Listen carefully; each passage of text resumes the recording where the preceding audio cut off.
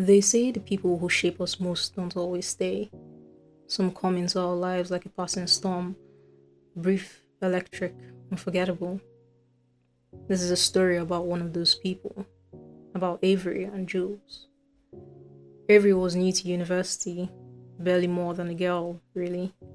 Wide eyed, overwhelmed, and tasting freedom for the first time.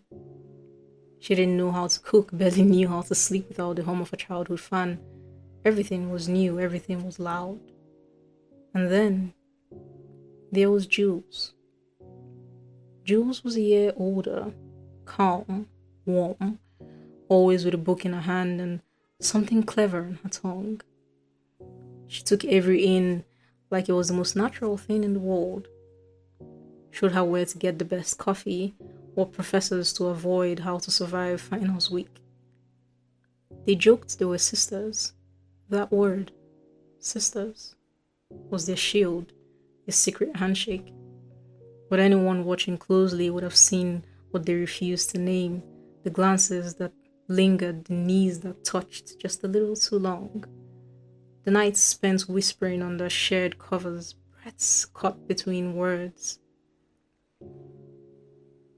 They never talked about it, not really, and maybe that was the first mistake, because they both dated boys.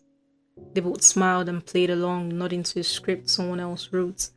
But there were always gaps, spaces where words should have been, and eventually those gaps became chasms.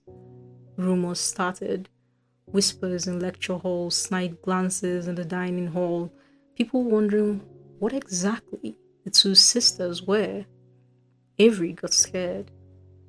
She started saying no to movie night, she stopped answering texts. She laughed too loudly at the things that weren't funny, trying to blend in, and Jules tried. She cornered Avery after class one day, told her it was all just noise, that she would deal with it, and Avery didn't have to be afraid. But she was. So she walked away. Because it was easier than naming what they had, easier than facing what it meant.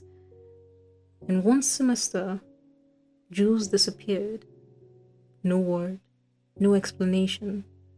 At first, Avery thought maybe she'd transferred or just needed space, but the truth was quieter, crueler. Jules was sick, very sick. Cancer. The kind that moves fast, the kind that doesn't wait for apologies. Avery heard through someone else months later. She told herself she would reach out tomorrow or the next day. What do you even say after silence? But before she could find the words, Jules was gone. To everyone else, Avery mourned her sister. She wore black, stood at the back of the memorial service, lit a candle. They all thought it was grief, but they didn't know the half of it. Because what she lost wasn't just a friend or a sister, she lost a version of herself, braver, freer, more whole. She lost the what if. What if she'd stayed? What if she'd been honest? What if they'd had a little more time? Some days it haunts her, other days she holds it close like a memory still warm. There's no love story to tell, no grand declaration, no we made it. Only fragments, moments stitched into memory, half a laugh, a hand held under the sheets, a song they both loved.